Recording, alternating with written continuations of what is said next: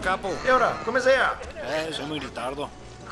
Non sarà ancora colpa del Boccia, spero. Dove sei?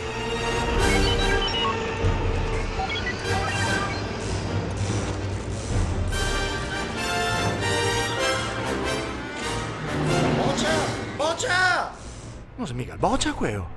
Oh, ti! E tu finito di saltare carriera! Oh, che cazzo volete a me? Che con le pulizie stavo facendo? E manca la mascherina, ma vi Oh, date. pian! Non te capisco! E che Adesso cazzo? c'è un traduttore! Traduttore! E chiamo Preft, che cazzo è? Che palle, continuano ad assumere extracomunitari e chi ci rimette sono sempre io.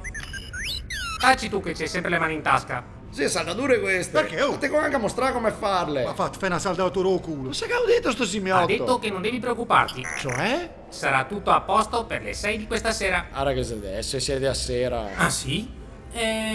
Sarà tutto pronto per lunedì senza più ritardi. Un cose luni! Sì, volevo dire giovedì pomeriggio. Come si chiama pomeriggio? Beh, circa. Dove cazzo sei, il Boccia? Sei in infermeria, saltando che si arriva a stensi in faccia. Guarda dove che sei? Cosa cazzo combini? Cazzo, la vuoi finire con you po'? A papà. Possibile che te fassi sempre del male?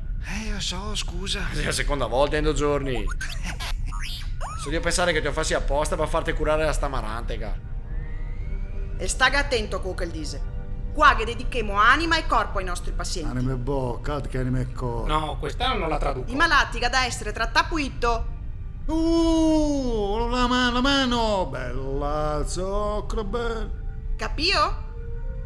Bravo porco, domani mi butto pure io malato, così gliela metto io la mano chiucchiaietta alla signora, altra tu. Ti auguro una pronta Ma guarigione. vaffanculo, tu è l'aggiornamento di Windows 10, lattina da merda. Mi stanco a capire, capito?